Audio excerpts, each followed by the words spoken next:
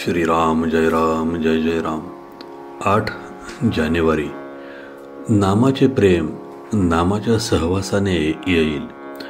नामाचे प्रेम येण्यासाठी आपल्या प्रेमळ आईकडेच बघा.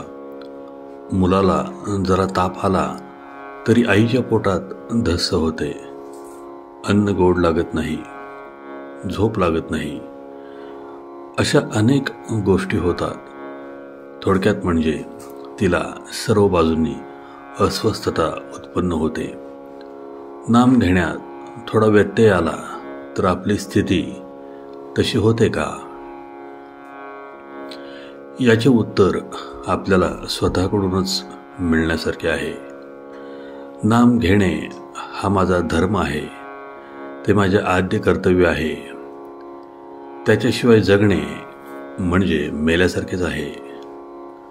नाम घेण्यात माझे आत्यंतिक हित आहे, किंबहुना मी नामाकरिताच जन्माला आलो आणि तद्रूपच होऊन जाईन. इतक्या प्रज्वलित भावनेने नाम घेणे जरूर आहे. आणि मग प्रेम आले नाही ही गोष्ट शक्यच नाही. प्रेम येत नाही याचा अर्थच हा की आम्ही नाम खऱ्या आस्थेने घेत नाही. ह्या सर्वांवर उपाय म्हणजे नाम घेण्याच्या निश्चयाने ते जसे येईल तसे घेत राहणे. तेच नाम आपल्याला एक एक पाऊल पुढे नेऊन ध्येय गाठून देईल. परिस्थिती चांगली आली म्हणजे नाम घेईन असे म्हणणारा मनुष्य नाम कधीच घेत नाही. नाम हे मनात किंवा उच्चार करूनही घेता येते. नामात राहावे म्हणजे अंतःकरणाची शुद्धता होईल. आणि अंतःकरण शुद्ध झाले की भगवंताचे प्रेम येईल.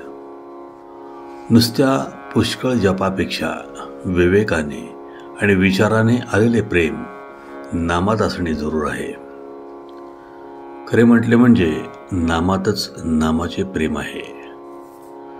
ताकात लोणी असतेच, फक्त ते वर दिसत नाही. पण ताक घुसळल्यावर जसे ते वर येते तसे भगवंताचे नाम आपण घेतले की त्याचे प्रेम आपोआप वर येते. साध्या शब्दांचा देखील आपल्या वृत्तीवर परिणाम होऊन तो भाव आपल्या मनात जागृत होतो. मग भगवंताच्या नामाने भगवंताचे प्रेम का येणार नाही? आज तुम्हाला जेवढा वेळ रिकामा मिळतो तेवढा सगळा भगवंताच्या नामात घालवण्याचा प्रयत्न करा. पुष्कळ दिवस एका घरात राहिल्याने त्या घराविषयी आपल्याला प्रेम येते ना. प्रपंचाचे प्रेम आपल्याला सहवासाने आले आहे, तसे नामाच्या अखंड सहवासाने त्याचे प्रेम आपोआपच येईल. उठता बसता चालता बोलता आपण अनुसंधान ठेवण्याचा प्रयत्न करावा. कोणतेही व्यसन कालांतराने पचनी पडते आणि मग मनुष्य जास्त जास्त त्याच्या अधीन जातो. अफूचे पहा, दिवसेंदिवस त्या माणसाला जास्त अफू लागते. त्याप्रमाणे भगवंताच्या चिंतनाचे आपल्याला व्यसन लागले पाहिजे. कोणतीही चांगली गोष्ट साधायला कठीण असणारच, पण अगदी थोड्या श्रमात पुष्कळ साधून देणारे नामासारखे दुसरे साधन नाही. म्हणून नेहमी मनाने नाम घेत असावे. आजचे बोधवचन.